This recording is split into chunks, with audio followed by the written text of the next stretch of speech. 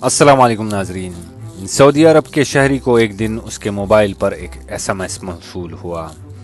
اس میں کہا گیا تھا کہ آپ کے بینک اکاؤنٹ کا ڈیٹا پرانا ہو چکا ہے، اس کو اپڈیٹ کرنے کی ضرورت ہے۔ اگر اکاؤنٹ کی تفصیلات اپڈیٹ نہ کی گئی تو آپ کا اکاؤنٹ بند کر دیا جائے گا اور اس کے ساتھ ہی آپ کے اکاؤنٹ میں موجود رقم بھی فریز کر لی جائے گی۔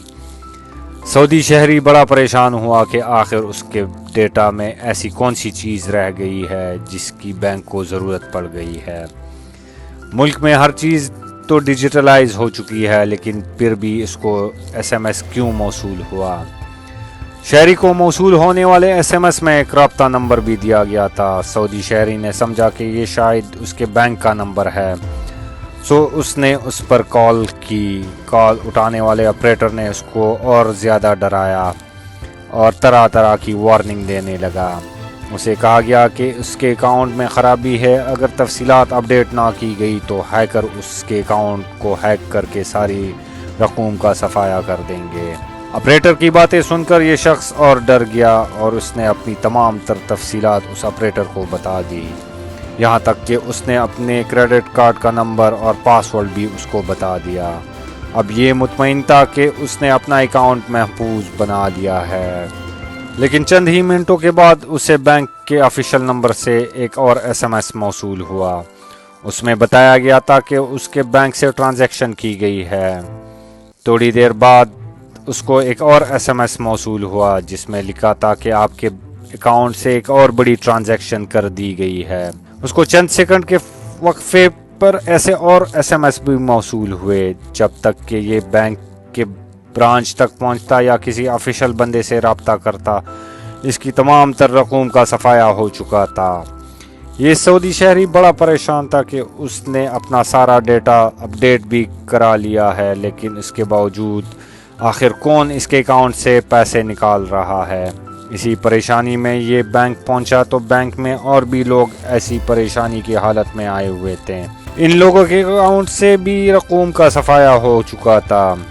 آخر ان لوگوں کے سارے ریال کہاں گئے؟ اس سوال کا جواب تو نہ کسٹمر کے پاس تھا اور نہ ہی بینک حکام اس بات کا جواب دے پا رہے تھے۔ بینک میں موجود ان تمام لوگوں نے پولیس میں کمپلینٹ درج کروائی۔ پولیس نے جب معاملے کی تحقیقات کی تو پتہ چلا کہ کئی شہروں میں ایسے درجنوں شہری ہیں جن کے اکاؤنٹ خالی ہو چکے ہیں۔ فراڈیوں نے شہریوں سے ان کی بینک کی اکاؤنٹ کی تفصیلات لے کر کنگال کر دیا تھا۔ یہ سعودی عرب میں تقریباً ایک نئے قسم کا فراڈ تھا۔ ایسے واقعات پاکستان میں تو ہوتے رہتے ہیں، کبھی بے نظیر انکم سپورٹ پروگرام کی جعلی ٹیمیں بند کر لوگوں کو گمراہ کیا جاتا ہے، تو کبھی جیتو پاکستان کے انعامات کی لالچ دے کر معصوم شہریوں کو لوٹا جاتا ہے۔ سعودی پولیس نے بڑی سائنٹیفک انداز سے اس کی تحقیقات کی، بینکنگ ماہرین کی خدمات حاصل کی گئی۔ پولیس خاموشی کے ساتھ اپنی تحقیقات کرتی رہی اور ادھر فراڈیے بھی اپنا کام خاموشی سے کرتے ہوئے لوگوں کو لوٹ رہے تھے۔ آخرکار پولیس کو ایک دن ایک سراغ ملا کہ یہ پیسے ایک مخصوص اکاؤنٹ میں ٹرانسفر کیے جاتے ہیں اور وہاں سے مختلف اکاؤنٹ سے ہوتے ہوئے بیرون ملک جاتے ہیں۔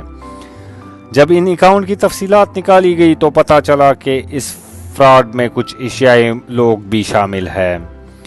یہ ایک منظم گروہ تھا جس میں 11 پاکستانی بھی ملوث تھے۔ مجموعی طور پر اس گروہ کی تعداد 23 تھی اور باقی 12 کا تعلق بھارت سے تھا۔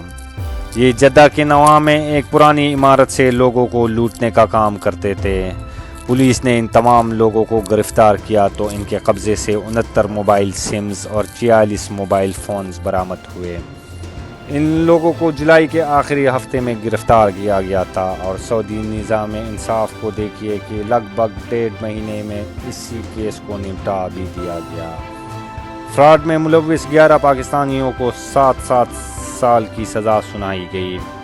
ان فراڈیوں نے ایک ایسے برادر ملک میں نام خراب کیا جہاں پر تقریباً 40 سے 50 لاکھ پاکستانی کام کر رہے ہیں۔ ان فراڈیوں کے لیے سعودی عرب میں یہ سزا انتہائی کم ہے۔ پاکستان کی حکومت کو چاہیے کہ جب بھی یہ سزا مکمل کر کے واپس پاکستان آئے تو انہیں آتے ہی جیل میں ڈال دیا جائے، یہاں پر بھی ان کو قرار واقع سزا دی جائے۔ اس کے ساتھ اپنے میزبان عباس خان کو اجازت دیجیے اور دیکھتے رہے میرا YouTube کا چینل۔ اللہ حافظ.